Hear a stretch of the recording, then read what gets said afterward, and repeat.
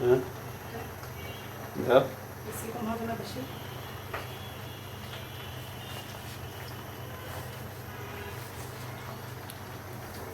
নাড়তে হবে তো না?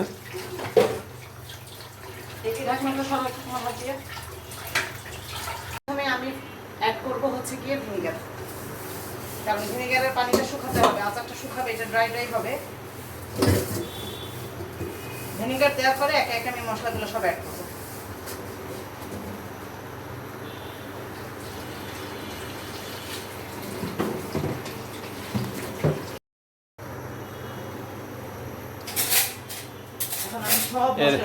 রেকর্ডিং এখন হচ্ছে, তখন হয় নাই।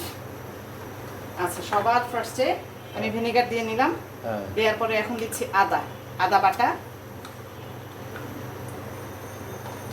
এরপরে দিব হচ্ছে রসুন বাটা, গোটা রসুন দিয়েছি অনেক, এই এনাফ। এরপর এখন আমি সব গুঁড়া মশলাগুলো অ্যাড করব, মরিচের গুঁড়া, হলুদের গুঁড়া, জিরার গুঁড়া, আদা, ধনিয়া সব। তারপরে সুগার দিতে হবে। সুগার তো সবার পরে। হ্যাঁ, সুগার।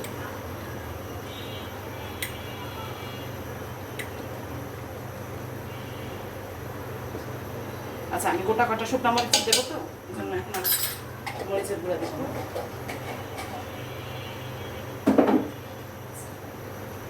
এটা হচ্ছে আমার জিরার গুঁড়া,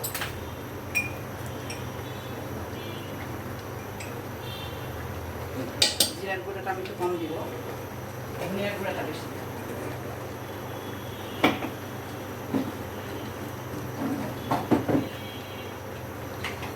এই যে ধনিয়া,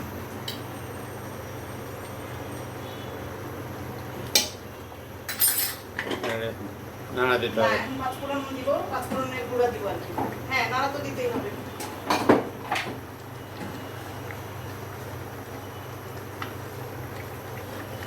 শুকনো মশলাগুলো অ্যাড করছি সব, পাঁচফোড়ন ছাড়া। এখন হচ্ছে আমি গোটা শুকনো মরিচ দিব। এটা অনেকক্ষণ রান্না হবে, চুলা কমাই দিয়ে অনেকক্ষণ কষাইতে হবে। শুধু কষানো না, এটা জালও হবে অনেকক্ষণ চুলাতে।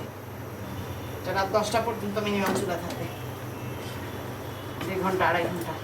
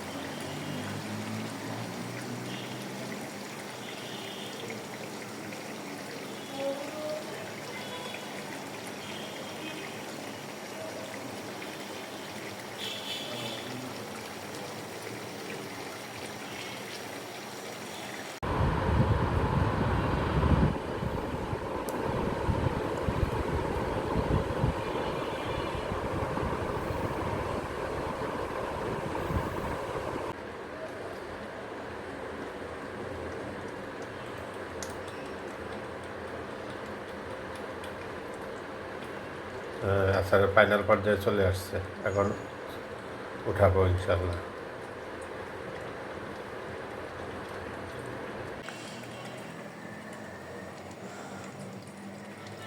অনেক সুন্দর কালার আসছে, এখন কমপ্লিট হয়ে গেছে, এখন উঠাই ফেলবো।